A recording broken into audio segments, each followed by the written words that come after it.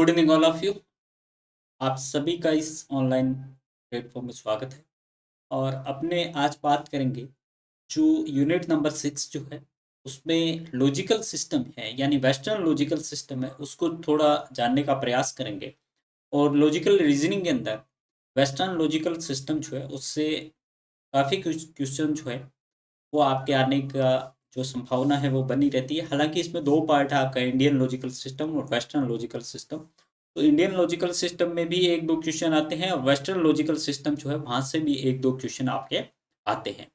तो चलिए क्लास को जो है बिना टाइम वेस्ट किए अपने स्टार्ट करते हैं और जानते हैं लॉजिकल जो सिस्टम है उसको। तो अपन पहले ये देखते हैं कि लॉजिकल सिस्टम के अंदर आर्ग्यूमेंट जो है, आर्ग्यूमेंट या जिसको आप तर्क कह सकते हैं, आप युक्ति कह सकते हैं। क्योंकि हिंदी में आप देखेंगे तो आपका जो सिलेबस दिया गया है यूजीसी नेट का, उसमें युक्ति बोध दिया गया है।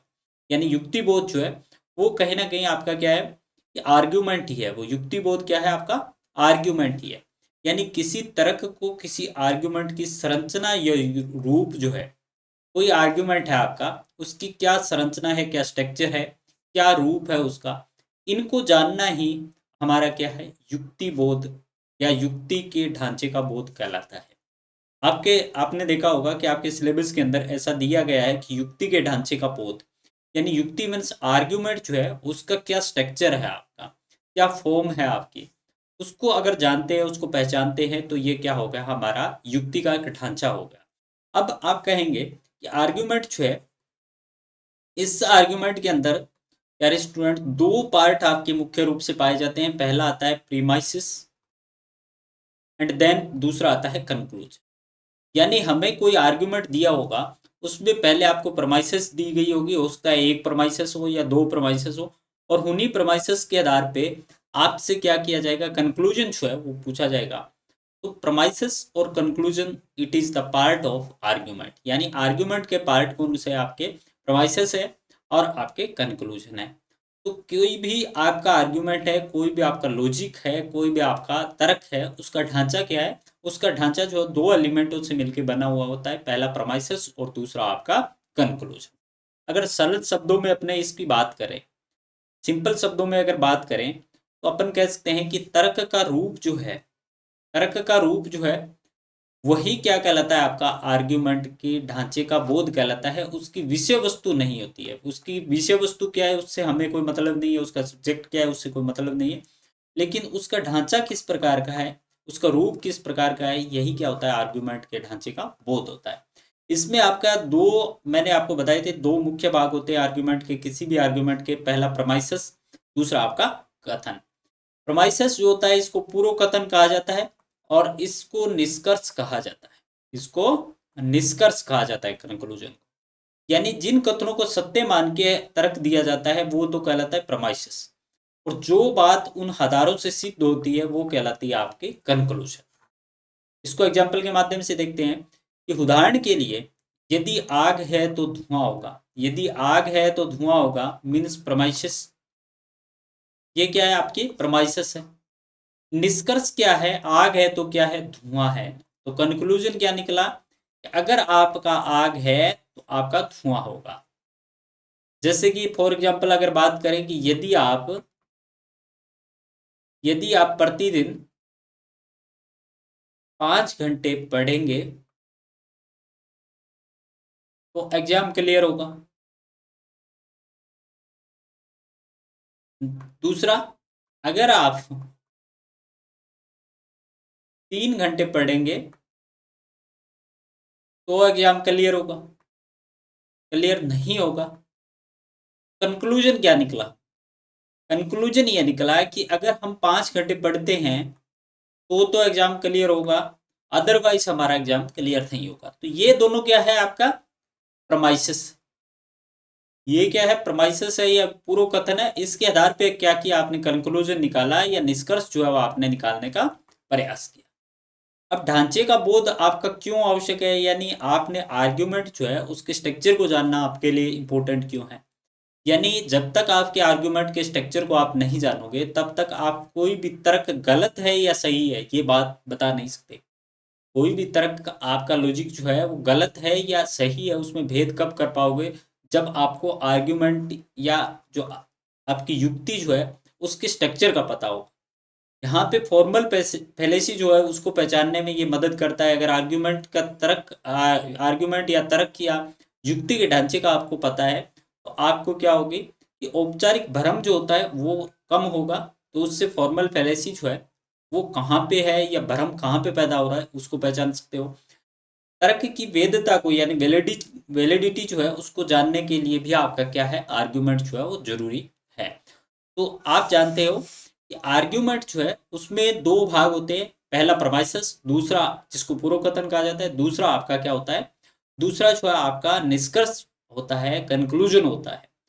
और आर्ग्यूमेंट बेसिकली क्यों यूज में लिया जाता है? तो आर्ग्यूमेंट से क्या होता है कि एक तो आपका क्या चीज रोंग है, क्या चीज आपकी राइट है, उस चीज को आप पहचान सकते हो। एक तो फॉर्मल फैलेसी जिसकी बात बाद में हम नेक्स्ट लेक्चर में करेंगे, कल क्लास करेंगे उसमें फॉर्मल और इनफॉर्मल फैलेसी की बात करेंगे, तब आपको ज़्यादा अच्छे तरीके से वो समझ में आएगी।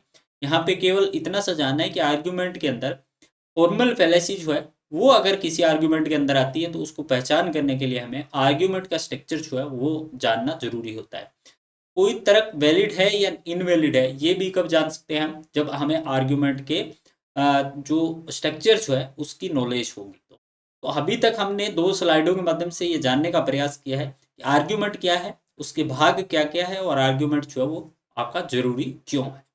तो डिम्पल जी और सरिता जी प्लीज एक बार आप कमेंट करके बताइए कि आर्ग्यूमेंट के संबंध में जो बेसिक परिभाषा के संबंध में आपकी कोई कंफ्यूजन है तो प्लीज एक बार कमेंट करके आप बताइए। अदरवाइज अपने नेक्स्ट उसमें जानते हैं।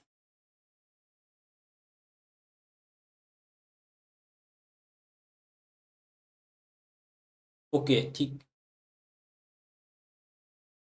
अब अपन जानते हैं कि कोई भी आपका आर्ग्यूमेंट होगा, कोई भी आपका आर्ग्यूमेंट होगा, आर्ग्यूमेंट से मतलब क्या है, कोई कथन। आर्ग्यूमेंट में अपने को ज्यादा कंफ्यूज नहीं होना है। आर्ग्यूमेंट का मतलब क्या है कि कोई कथन होता है, कोई कथनों के आधार पे अपने निष्कर्ष निकालते हैं, तो वो तो हो गया कंक्लूजन। और कोई पहले अपने कथन कह देते हैं, वो होते हैं हमारे कथन जो होते हैं पूर्व कथन। और जो कंक्लूजन निकल के आता है दोनों को अगर मिला देते हैं तो हमारा आर्ग्यूमेंट होता है। अब उसके अंदर चार भाग आपके होते हैं। चार भाग क्या क्या होते हैं? जैसे इसको आर्ग्यूमेंट को प्रोपोजिशन भी कहा जाता है, प्रोपोजिशन भी कह सकते हैं इसको। इसके चार भाग होते हैं, एक क्वांटिफायर, दूसरा आपका सब्जेक्ट, तीसरा आपका कोपुला, और थर्ड जो है प्रिडिक्ट। यानी क्वांटिफायर आपका क्या है कि refer to object which specifies quantity, यानी ऐसा ऑब्जेक्ट जो किसको स्पेसिफाई कर रहा है, क्वांटिटी को कर रहा है। यानी जैसे आल, नो, ये दोनों क्या है, यूनिवर्सल है। अगर अपने को कहें कि सारे बच्चे पास हुए हैं, तो यहाँ पे क्या हो गया, सारे मीन्स आल आ गया, तो आल क्या है, यूनिवर्सल है। अब इसमें ये नहीं कह सकते कि आप राम पास नहीं हुआ है, ये नहीं कह सकते। तो बिकॉज ये नहीं कह सकते क्योंकि यहाँ पे क्या है, यूनिवर्सल ट्रूथ है। आल जो है यूनिवर्सल ट्रूथ है। अपने ये कहे कि कोई भी बच्चा पास नहीं हुआ है। अगर मैं आपको कहूं कि कोई बच्चा पास नहीं हुआ है यूजीसी नेट के अंदर, तो क्या आप ये कहेंगे कि राम पास हुआ है? क्या ये सही है? बिल्कुल नहीं, बिकॉज यहाँ पे नो जो है उसका यूज है, कोई भी नहीं यानी नो है। तो ये भी क्या है, आपका यूनिवर्सल ट्रूथ है। तो क्वांटिफायर ये ऐसा होता है जो क्वांटिटी को दर्शाता है। अब ये दोनों क्या है, आपका यूनिवर्सल, ऑल और नो क्या है, यूनिवर्सल ट्रूथ है। यानी जैसे अपने कहे कि यूनिवर्सल क्या होता है कि वो ऐसा कथन जो कि हमेशा सत्य रहता है। जैसे अपने कहें कि सूर्य जो है वो आपका पश्चिम की तरफ अस्त होता है, तो ये यूनिवर्सल ट्रूथ है। पृथ्वी जो है सूर्य के चारों ओर चक्कर लगाती है, ये यूनिवर्सल ट्रूथ है। हिमालय जो है वो भारत का सबसे ऊंचा पहाड़ है या पर्वत है, ये आपका यूनिवर्सल ट्रूथ है। दुनिया के अंदर आपके 7 महाद्वीप जो है वो पाए जाते हैं, कॉन्टिनेंट पाए जाते हैं, ये यूनिवर्सल ट्रूथ है। ये इस तरह के जो होंगे वो आपके यूनिवर्सल ट्रूथ होंगे, वो आपके यूनिवर्सल ट्रूथ होंगे। वो आल भी हो सकता है और नो भी हो सकता है। सम के अंदर क्या होगा कि पर्टिकुलर होगा। अगर मैं कहूँ कि कुछ बच्चे पास हुए हैं, कुछ बच्चे पास हुए हैं, इट मीन्स यहाँ पे अगर आप कहो कि राम पास नहीं हुआ है, तो हो सकता है कि इन कुछ बच्चों में आपका राम जो है वो फेल होने वाले बच्चों में शामिल होगा, या कह सकते हैं श्याम जो है आपका पास हुआ है। तो यहाँ पे क्या होता है, पर्टिकुलर रहता है। सम का मतलब हो गया कि कुछ। अब आता है सब्जेक्ट, यानी एस से इसको डिनोट करते हैं अपने, यानी समथिंग इज सेड, यानी अपने किसके बारे में कह रहे हैं, अपने किसके बारे में कह रहे हैं, वो क्या हुआ, सब्जेक्ट हुआ। यानी कोई थिंग हो सकती है, कोई एनिमल हो सकता है, कोई एक्स्ट्रा हो सकता है। अपने यहाँ पे कह रहे हैं कि कुछ बच्चे पास हुए, यानी बच्चे जो है वो क्या है, आपका सब्जेक्ट हो गए। कुछ बच्चे पास हुए यानी बच्चे क्या हो गए, सब्जेक्ट हो गए। पोपुला क्या है कि part which denote relation between the subject and predict. Subject और प्रिडिक्ट जो है, प्रिडिक्ट जो है उसके बीच का जो भाग होता है, बीच का जो भाग होता है, या उनको ज्वाइंट करने वाली जो चीज होती है, उनके बीच में रिलेशनशिप जो बनाती है, वो आती है आपकी कोपुला। यानी कोपुला क्या है कि इच आर ये होती है, और प्रिडिक्ट क्या होती है, कोई थिंग हो सकती है, कोई एनिमल्स हो सकता है, कोई उसके अलावा भी आपका हो सकता है। यानी पार्ट विच इज अफ्रामाइड और डिनाइड अबाउट द सब्जेक्ट, यानी ऐसा भाग, ऐसा वाक्य का भाग जो आपका सब्जेक्ट के बारे में डिफाइन करता है, तो वो क्या होता है, प्रिडिक्ट होता है। इसको और अच्छे तरीके से अपने नेक्स्ट में जानते हैं कि युक्ति के वो जो, ये जो स्लाइड है ये आपको क्वांटिफायर यानी क्वांटिटी के बारे में बताता है। सब्जेक्ट पोपुला यानी सब्जेक्ट और प्रिडिक्ट को जोड़ने वाला होता है, और प्रिडिक्ट जो है वो आपके सब्जेक्ट के बारे में बताती है। जैसे फॉर एग्जाम्पल कि राम एक अच्छा बच्चा है, राम एक अच्छा बच्चा है। तो यहाँ पे क्या हुआ, राम जो है वो क्या हुआ, सब्जेक्ट हुआ। एक मीन्स क्या हुआ आपका, पोपुला हुआ। और अच्छा बच्चा है मीन्स किसके बारे में बात कर रहा है, राम के बारे में। तो ये क्या है, प्रिडिक्ट हुआ। इसको और आज आगे अपने आने वाली स्लाइडों में इसको और अच्छी तरीके से जानने का प्रयास करेंगे। युक्ति के रूप की बात करें, यानी फॉर्म ऑफ आर्ग्यूमेंट जो है वो कितने प्रकार की होती है, आपकी युक्ति या आर्ग्यूमेंट जो है दोस्तों आपके कितने प्रकार के होते हैं। इसमें बेसिकली बात करें तो आपके दो प्रकार के होते हैं। एक डिडक्टिव होता है जिसको निगनात्मक युक्ति कहा जाता है। और निगनात्मक युक्ति जो है उसके बारे में आपको ध्यान में रखना है कि ये हमेशा क्या होती है, आपकी ट्रुथ होती है। आपसे ऐसा पूछा जा सकता है एग्जाम के अंदर कि आपकी ऐसी कौन सी युक्ति जो हमेशा क्या होती है, ट्रुथ होती है। अच्छा, नो को, ओके। जैसे पिछली स्लाइड की अपने बात कर रहे हैं कि नो, हाल का मैंने कई आपको एग्जांपल दे दिया। अब नो का देखिए कि नो जो है, नो का आपने देखे कि क्वांटिफायर नो होता है। तो नो का मतलब हो गया, नो का मतलब अपन देखें तो अपन कह सकते हैं सूर्य जो है, सूर्य जो है वो पश्चिम से उगता है या पश्चिम से अराइज होता है, क्या होता है, नहीं, कभी नहीं होता। तो ये भी नो का एग्जाम्पल है, ये भी क्या है आपका, नो का एग्जाम्पल है। अगर अपन वही वही एग्जाम्पल को अपने रिवर्स करके देखें, अपने ये कहें कि सूर्य जो है वो पृथ्वी के चारों ओर चक्कर लगाता है, तो क्या हो सकता है, यूनिवर्सल ट्रुथ में नो होगा, यानी वो नहीं है, बल्कि पृथ्वी सूर्य के चारों ओर चक्कर लगाती है। तो जो जो एग्जाम्पल मैंने दिए हैं उसको जस्ट आप रिवर्स कीजिएगा, तब आपको किसका आंसर मिलेगा, नो क्वांटिफायर जो है उसका आंसर आपको मिल जाए। तो अभी अपन बात कर रहे थे आर्ग्यूमेंट के फॉर्म की। आर्ग्यूमेंट का फॉर्म जो है वो क्या है, यानी अपने कुछ पूर्व कथन यानी प्रमाइसेस की बात कर रहे हैं हम, इंग्लिश में इसको प्रमाइसेस कहा जाता है। इसके आधार पे कोई निष्कर्ष निकालते हैं। यानी अपन दो तरह के जो है आर्ग्यूमेंट के प्रकार होते हैं, एक निगनात्मक आर्ग्यूमेंट होता है, दूसरा अपने जो है आग्नात्मक यानी इंडक्टिव आर्ग्यूमेंट आपका होता है। पहले अपन निगनात्मक की बात कर लेते हैं। निगनात्मक में एक चीज जो आपको बहुत अच्छी तरीके से याद रखनी है वो है कि ये क्या होता है, 100% आपका क्या होता है, ट्रूथ होता है। निगनात्मक आर्ग्यूमेंट जो होता है वो 100% आपका ट्रूथ होता है। इसकी दो विशेषताएं होती है मुख्य रूप से। एक तो सामान्य से विशेष की ओर चलता है, सामान्य से विशेष की ओर चलता है। अगर मैं कहूं कि बच्चे,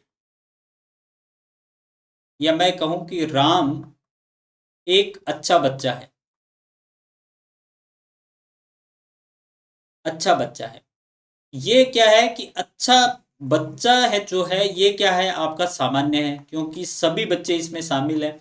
और राम क्या है आपका एक विशेष है। इस वाक्य में आप विशेष और सामान्य को जानने का प्रयास कीजिए कि राम एक अच्छा बच्चा है। इसमें क्या है कि राम जो है विशेष है, श्याम हो सकता है और इसकी जगह मोहन हो सकता है, कुछ भी हो सकता है। बच्चे जो है वो क्या है आपका सामान्य है। बच्चे में आपका लड़के भी हो सकते हैं, लड़कियां भी हो सकती हैं, गर्ल्स बॉयज दोनों हो सकते हैं। तो यहाँ पे क्या है कि निगनात्मक युक्ति की जब बात करेंगे अपन, तो निगनात्मक युक्ति में क्या होगा कि पहले किसको लिया जाएगा, इस बच्चे या बच्चों को लिया जाएगा, यानी सामान्य को लिया जाएगा। तो हमेशा क्या होता है, सामान्य से विशेष की ओर चलता है, ये बच्चों से राम की ओर चलेगा। यहाँ पे दूसरा उदाहरण आप नीचे देखिए कि सभी मनुष्य नश्वर है, यानी सभी क्या है, सभी क्या है आपका सामान्य है, सभी क्या है सामान्य है। सभी मनुष्य नश्वर है, तो राम मनुष्य है और राम क्या है नश्वर है, यानी हम बाद में किसकी बात कर रहे हैं, राम की बात कर रहे हैं। तो राम क्या है आपका विशेष है। तो पहले सभी की बात कर रहे हैं, यानी पहले सामान्य की बात कर रहे हैं। तो सामान्य से हम किसकी तरफ जाते हैं इस निगनात्मक युक्ति में, डिडक्टिव आर्गुमेंट में आपका सामान्य से अपने विशेष की तरफ जाते हैं। दूसरा, निष्कर्ष जो होता है वो निश्चित होता है, यानी पूर्व कथन क्या होते हैं, सत्य होते हैं। ये बात पहले में मैंने आपको बता दी है कि ये हमेशा 100% ट्रूथ होगा।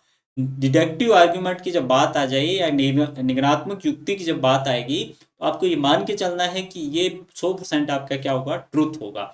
यानी यहाँ पे देखिए कि सभी ए बी है, सभी ए जो है वो क्या है, बी है, और सी क्या है, ऐसे बनाइए इसको आप कि सभी ए जो है वो क्या है, सभी ए जो है वो बी है, वो बी है। तो और सी क्या है, ए है, सी जो है ए है। तो इसका मतलब क्या है, सी भी ए है, तो ए तो सारे बी है ही, तो ये भी क्या होगा, सी भी बी होगा। यानी इस एग्जाम्पल से भी देखिए आप, सभी मनुष्य क्या है, नश्वर है। राम क्या है, मनुष्य है। तो सभी मनुष्य नश्वर है मीन्स आल आ गया है, यहाँ पे आल आ गया तो बाकी बचने का तो सवाल ही नहीं होता, यूनिवर्सल होगा। आल और नो का हमने देखा था कि यूनिवर्सल होगा। अगर इसी को अपने क्वांटिफायर लगा के देखिए, तो हम कहें कि कोई भी मनुष्य नश्वर नहीं है, राम मनुष्य है, तो इसका उत्तर क्या आएगा आपके पास में, निष्कर्ष क्या आएगा कि राम भी नश्वर नहीं है। क्योंकि अपनों ने क्या किया कि अपनों ने आपका क्वांटिफायर नो लगाया, और नो क्या था, यूनिवर्सल था। आल भी यूनिवर्सल था, तो यहाँ पे सभी का मतलब आल है, मनुष्य नश्वर है, तो राम मनुष्य है, इसका मतलब राम नश्वर है। यानी निगनात्मक युक्ति के अंदर दो चीजों को ध्यान में रखना है, एक तो सामान्य से विशेष की ओर जाएगा, दूसरा आपका इसके अंदर जो निष्कर्ष निकल के आएगा वो आपका क्या होगा कि 100% ट्रूथ निकल के आएगा, कभी भी उसमें संशय आपको नहीं मिलेगा। एक बार मेरे को कमेंट करके आप बता दीजिए कि क्या इसके अंदर भी कोई कंफ्यूजन है आपका, कि डिडक्टिव आर्ग्यूमेंट जो है उसमें कोई कंफ्यूजन मेरे हिसाब से होना नहीं चाहिए।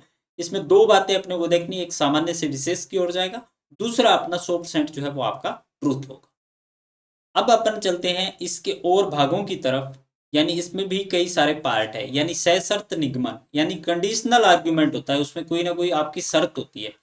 जैसे मोडस पोनेंस एक इसका भाग है, एक मोडस टोलेंस जो है इसका भाग है। यानी ये कहता है मोडस पोनेंस में कि आप पढ़ोगे तो पास होंगे, तुम पढ़ते हो तुम पास होते हो। यानी इसमें क्या बता रहा है कि ये कह रहा है कि आप पढ़ोगे तो पास होगे, यानी तुम पढ़ रहे हो तो तुम क्या हो जाओगे, पास हो जाओगे। कंडीशन है इसमें, अगर नहीं पढ़ेंगे तो क्या हो जाएंगे, फेल हो जाएंगे, अगर नहीं पढ़ेंगे तो फेल हो जाएंगे। इसमें फिर कंडीशन है, यानी यदि बारिश हुई तो सड़क गीली होती है, यदि बारिश हुई है तो सड़क गीली होती है, सड़क गीली नहीं हुई इसका मतलब क्या हुआ, बारिश नहीं हुई। यानी इसमें तो क्या है, इसमें तो क्या है, इसमें नेगेटिव है कहीं ना कहीं, इसमें नेगेटिव है, और ये आपका पॉजिटिव वे में चलता है कि यदि पढ़ोगे तो पास हो जाओगे। और इसमें क्या है कि बारिश नहीं हुई, नहीं का मतलब नो है, यहाँ पे नेगेटिव है, तो इसका मतलब क्या है, सड़क गीली आपकी नहीं होगी। एक आता है विकल्पात्मक युक्ति यानी डिडक्टिव आर्ग्यूमेंट जो है, इसमें विकल्प होते हैं आपके पास, विकल्प होते हैं, ऑप्शंस होते हैं इसमें। यानी आज रविवार है या छुट्टी है, आज रविवार नहीं है आज छुट्टी है। ये जरूरी नहीं है कि रविवार होगा तभी छुट्टी होगी, आज रविवार है या छुट्टी है, दोनों चीजें हैं इसमें। तो इसमें आपके पास में विकल्प होगा, तो ये भी क्या है, आपका निगनात्मक आर्ग्यूमेंट का ही एक भाग है। अब अपन जानते हैं आग्नात्मक। अपने ने निगनात्मक के अंदर क्या जाना था कि सामान्य से विशेष की ओर जाता है, ये बिल्कुल इसका उल्टा होगा। ये आपका 100% ट्रूथ था, ये भी होगा। तो इसकी दो ही विशेषताएं, आपका पहला विशेष से सामान्य की ओर जाएगा, और निष्कर्ष जो है प्रोबेबल होगा, यानी निष्कर्ष जो है वो हमेशा संभावना उसमें बनी रहती है। हो सकता है वो निष्कर्ष आपका सही भी हो सकता है निष्कर्ष जो है वो आपका गलत भी हो। यानी सिंपल आगमन की बात करें, सिंपल इंडक्शन की बात करें, तो अपन देखेंगे कि अब तक देखे गए सभी कोवे जो है वो काले हैं, यानी सभी कोवे क्या है, काले हैं। इसमें क्या कन्फ्यूजन है, इसमें कन्फ्यूजन ये है कि अब तक देखे गए सभी कोवे जो है वो काले हैं, जो नहीं देखे गए वो क्या हो सकते हैं, वो सफेद भी हो सकते हैं, लाल भी हो सकते हैं, पीले भी हो सकते हैं। तो कहीं ना कहीं इसमें क्या रहता है, प्रोबेबिलिटी जो है वो संभावना आपकी बनी रहती है। ये आपका आग्नात्मक युक्ति का एक पार्ट है। दूसरा अगर आप देखें, आर्ग्यूमेंट ऑफ एनोलॉजी जो है, यानी उपमा पे आधारित है। यानी पृथ्वी पर जीवन है, ये पृथ्वी आपकी, इसके ऊपर क्या है, जीवन है। मंगल जो है, ये मंगल है आपका, ये पृथ्वी जैसा है, तो मंगल पर भी जीवन हो सकता है। यानी पृथ्वी पर जीवन है, अब मंगल कैसा है, पृथ्वी जैसा ही है, मतलब स्ट्रक्चर जो है उसका पृथ्वी जैसा है। लेकिन क्या ये जरूरी है कि पृथ्वी पे मंगल पे जीवन हो सकता है, नहीं भी हो सकता है, हो भी सकता है। ये क्या है, उपमा पे आधारित है, यानी एनोलॉजी यानी समानता जो है या सादृश्यता जिसको कह सकते हैं, उस पे आधारित आपकी ये बात करता है। कारणात्मक युक्ति यानी कैजुअल आर्ग्यूमेंट जो है, वो क्या है कि धूम्रपान से फेफड़े खराब होते हैं, धूम्रपान स्वास्थ्य के लिए आपके हानिकारक है। तो इससे ये जरूरी नहीं कि केवल और केवल फेफड़े आपके खराब होते हैं, कई किडनी भी खराब हो सकती है, आपके लंग्स भी खराब हो सकते हैं, कुछ भी खराब हो सकता है। तो ये क्या है, आपके कारणात्मक आर्ग्यूमेंट आता है। तो अभी तक हमने आर्ग्यूमेंट, स्ट्रक्चर ऑफ आर्ग्यूमेंट, जिसमें हमने दो भाग दे किए थे, प्रेमाइसिस एंड कंक्लूजन, और हमने डिडक्टिव आर्ग्यूमेंट और इंडक्टिव आर्ग्यूमेंट, इतना जो जानने का हमने आर्ग्यूमेंट के संबंध में अभी तक जो जानने का प्रयास हमने किया है, और आई होप हमने जान भी चुके हैं, इसमें काफी कुछ बातें जो है अपने जान चुके हैं। अब अपन जो है आगे चलते हैं, और सिलोगिज्म जो है इसके बारे में थोड़ी बातें अपने जान लेते हैं। तो बेसिकली पहले तो अपने को ये भी जानना चाहिए कि सिलोगिज्म जो है वो एक्चुअल में है क्या। यानी न्याय वाक्य जो है, हिंदी में इसको न्याय वाक्य कहा जाता है, और इंग्लिश में इसको सिलोगिज्म कहा जाता है। ये एक प्रकार का क्या है, निगनात्मक तर्क है।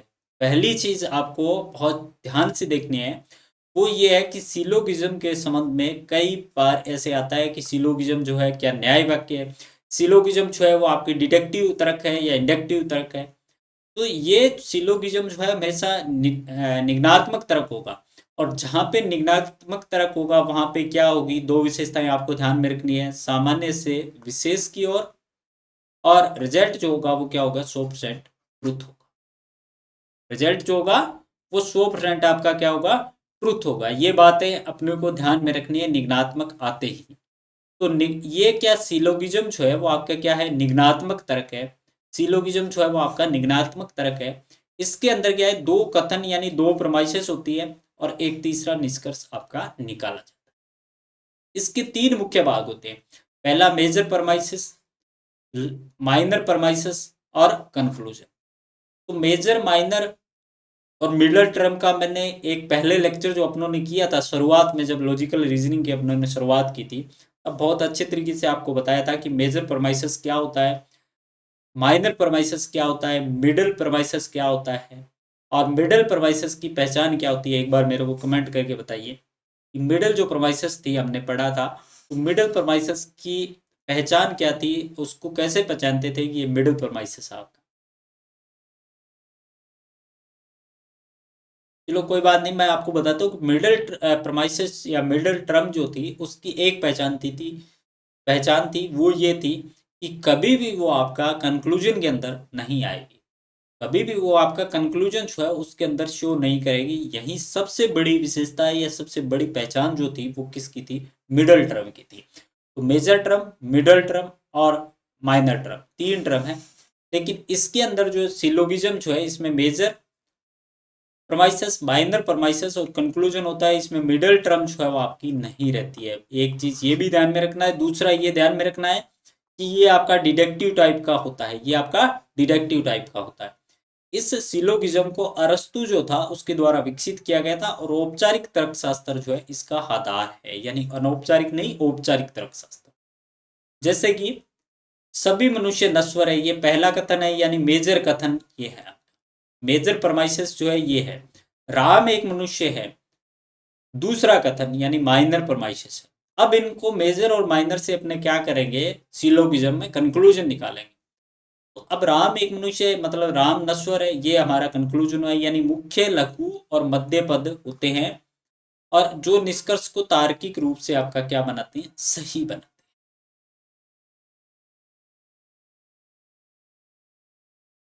जो निष्कर्ष को तार्किक रूप से आपका सही बनाते हैं। अब एक, कई बार आपने देखा होगा कि ए ई आई यू जो है वो आपका लॉजिकल सिस्टम में आता है। ये क्या है, ए का मतलब होता है सार्वभौमिक सकारात्मक, यानी ये क्या है, सार्वभौमिक सकारात्मक है, आल कह सकते हैं इसको। सार्वभौमिक नकारात्मक इसको नो कह सकते हैं, इसको ई से डिनोट करते हैं, ए से डिनोट, डिनोट का मतलब इसको दर्शाते हैं। आई का मतलब होता है आंशिक सकारात्मक, कि राम जो है, राम एक अच्छा मनुष्य हो सकता है। तो यहाँ पे हो सकता है, नहीं भी हो सकता है, यानी सकारात्मकता की बातें की है, लेकिन आंशिक सकारात्मकता है, यहाँ पे नेगेटिविटी भी आ सकती है आपकी। आंशिक नकारात्मक, कि राम थोड़ा अच्छा नहीं है, यानी थोड़ा अच्छा नहीं है मतलब क्या है, थोड़ा तो अच्छा है। तो आंशिक नकारात्मक एक होता है सार्वभौमिक सकारात्मक, जो आल आएगा, एक नो आएगा, एक आंशिक सकारात्मक आएगा, और एक आएगा आंशिक नकारात्मक। इसी को ए ई आई ओ कहते हैं, और इसको आपको ध्यान में रखना है कि ए का क्या मतलब है, ई का क्या मतलब है, आई का क्या मतलब है, और ओ का क्या मतलब। ये बड़ा एक कन्फ्यूजन सा पैदा करती है कि जब आप लॉजिकल रीजनिंग को रीड करते हैं तो ए ई आई ओ जो है वो एक बड़ा ऐसा लगता है कि पता नहीं ये क्या है। इसमें इतना ही ध्यान में रखना है कि पहला ए का मतलब आपका सार्वभौमिक सकारात्मक, सार्वभौमिक नकारात्मक, आंशिक सकारात्मक और आंशिक नकारात्मक। ये जो अक्सर है वो न्यायिक वाक्य के मूड को दर्शाते हैं, यानी ई आई ओ है, इसका मतलब क्या है, सार्वभौमिक नकारात्मक भी है उस वाक्य में, आंशिक सकारात्मक का आंशिक नकारात्मक है। जैसे कि अपन बात करें तो इस सिलोगिज्म में, इसमें इसके आधार पे कोई वाक्य होगा, उसमें अगर थोड़ा नकारात्मकता है थोड़ा सकारात्मकता है तो आपका कौन सा आएगा। अपने को जब मूड जो है वो दर्शाना है तो हम ए ई आई ओ को शॉर्ट फॉर्म में लिख देते हैं, और वही जो होता है वो क्या होता है कि उस वाक्य का या उस न्याय वाक्य का आपका मूड जो है वो दर्शाता है। अब अपन वेन डायग्राम के माध्यम से देखें इसको और अच्छी तरीके से इसको जानने का प्रयास करें, तो अपन देखेंगे कि ए का मतलब क्या है, आल है, यानी यहाँ पे क्या कर रहा है, आल एस इज पी। मैं कहूँ आल एस है, वो क्या है, पी है, तो ये किस प्रकार, इस प्रकार से बने, यानी एस जो होंगे वो सारे के सारे पी होंगे। ये क्या है, ए को दर्शाता है। ठीक है, तो सारे मनुष्य घमंडी है, राम भी घमंडी है। तो सारे मनुष्य घमंडी है तो राम तो घमंडी होगा, तो राम कहाँ पे आ जाएगा, यहाँ पे, सारे मनुष्य जो है कहाँ पे आ जाएंगे, यहाँ पे। ये क्या दर्शाता है, आल को दर्शाता है। ई को मतलब मैंने कहा नेगेटिविटी को दर्शाता है, no S is P, no कोई भी एस जो है वो आपका पी नहीं है, मतलब ये दोनों टच नहीं कर रहे हैं, आपके वेन डायग्राम जो टच नहीं कर रहे हैं। आपने देखा कि सम एस इज पी, यानी सम एस क्या है, पी हो सकते हैं, और कुछ एस जो है पी नहीं हो सकते। ये क्या कह रहा है, सम एस इज नॉट पी, यानी ये एस तो पी नहीं है लेकिन ये वाले एस जो है वो पी है।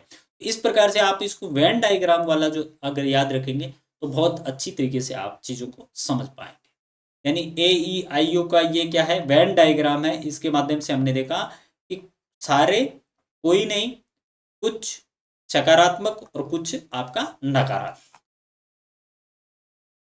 अब बेसिक सिलोगिज्म जो है उसको जानने का प्रयास करते हैं। यानी अपने को ये बताया कि आल ARB, अगर इसको डिफाइन करना हो तो पहले हम ए को बनाएंगे, आल AR क्या है, बी है, इस प्रकार से बनाएंगे।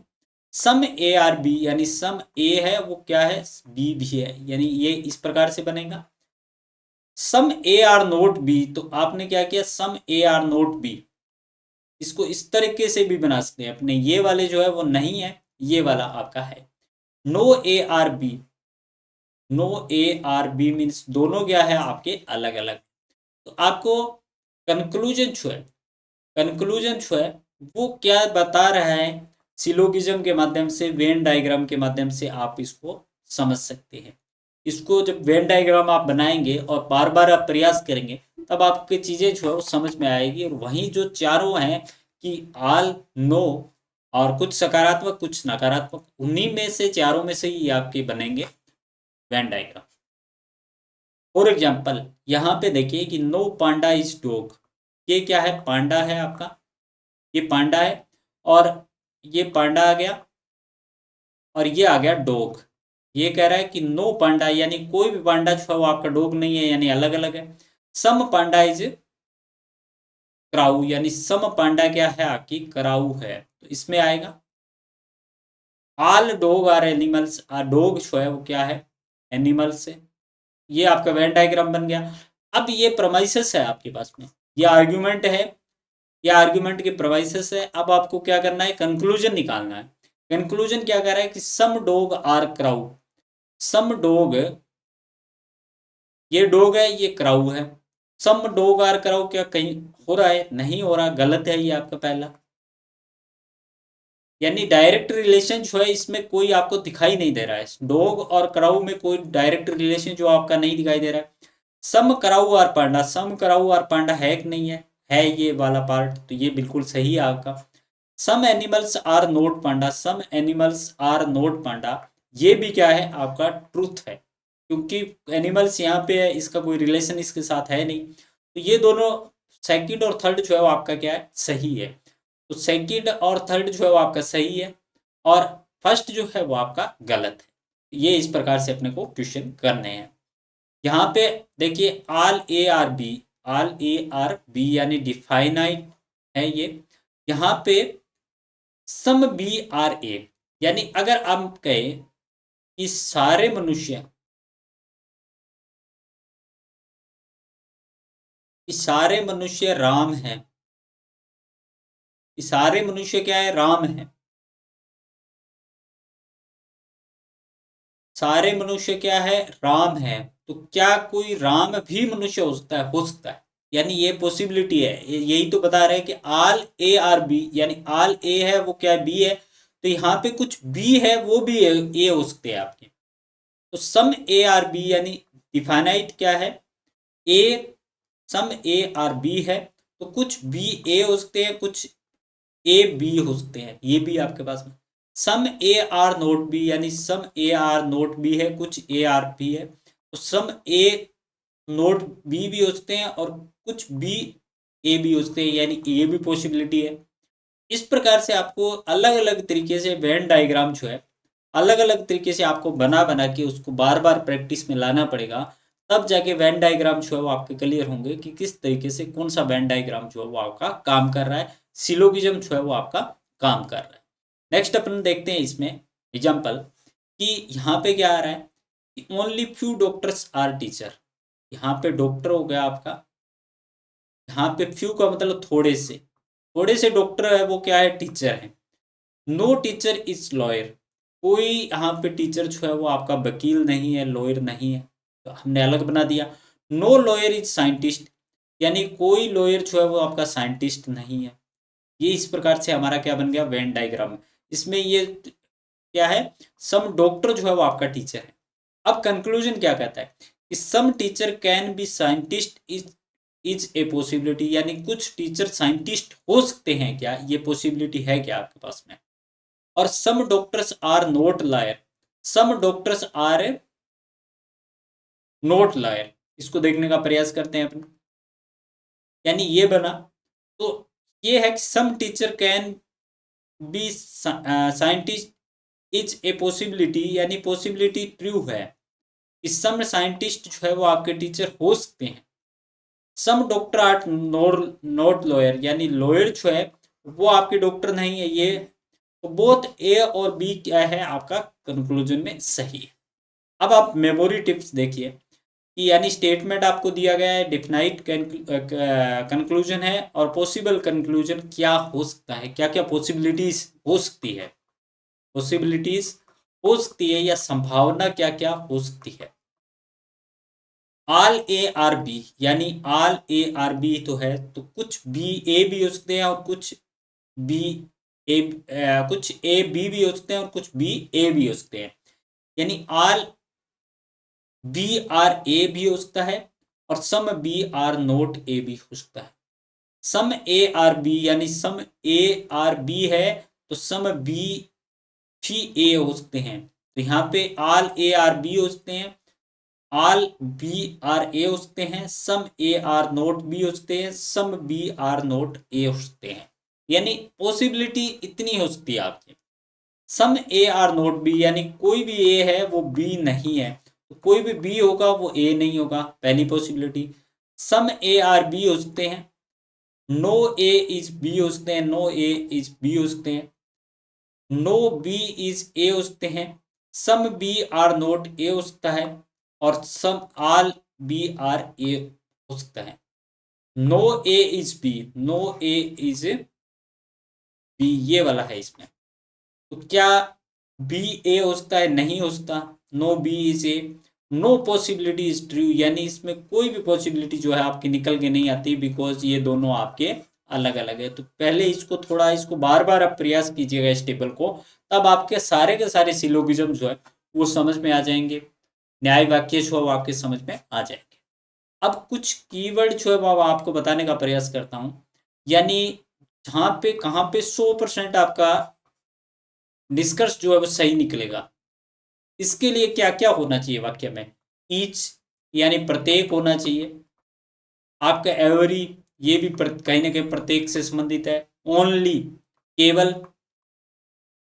अगर ये और सभी, अगर ये आपके वाक्य में दिए गए हैं तो इसका मतलब क्या है? 100% आपका क्या होगा? कंक्लूजन जो है वो निकल के आएगा, या तो नेगेटिव निकल के आएगा या पॉजिटिव निकल के आएगा।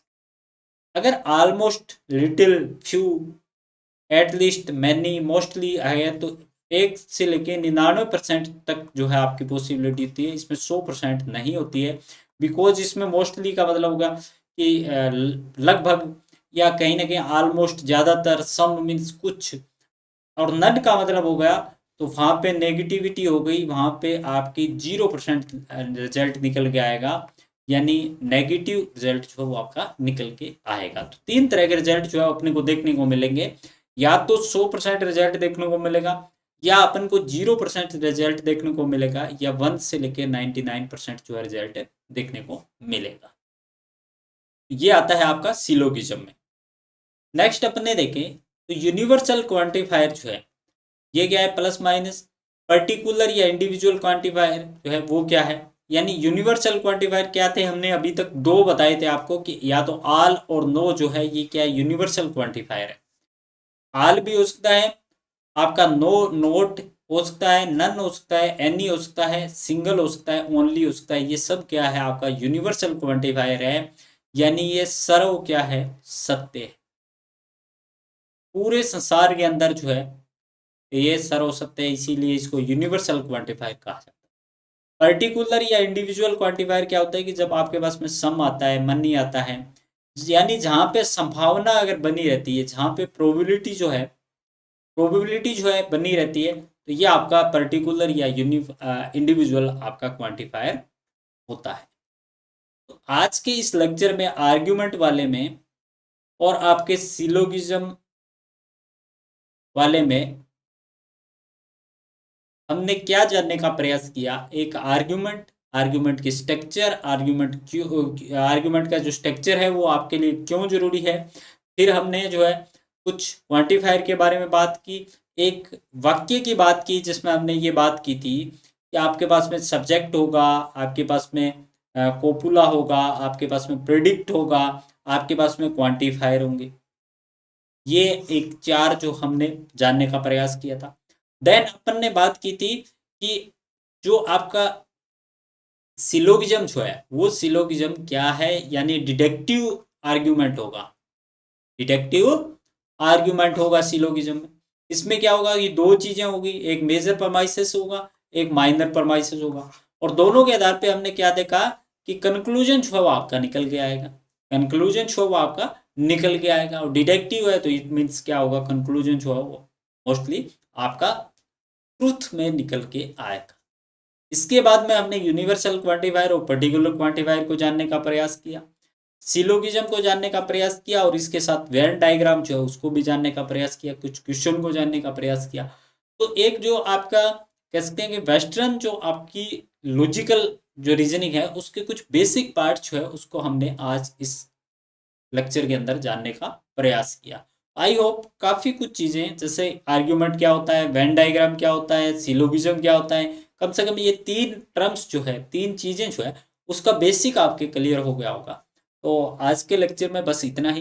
कल एक नए टॉपिक के साथ में लॉजिकल रीजनिंग के आपके साथ में मिलते हैं, और कल नई क्लास के अंदर इससे आगे वाला जो पार्ट है जो आपका वेस्टर्न लॉजिकल रीजनिंग में उसके संदर्भ में कुछ बातों के साथ में कुछ अलग आपके टॉपिक जो है इंपॉर्टेंट टॉपिक उसके साथ में मिलते हैं। तब तक के लिए thank you all of you.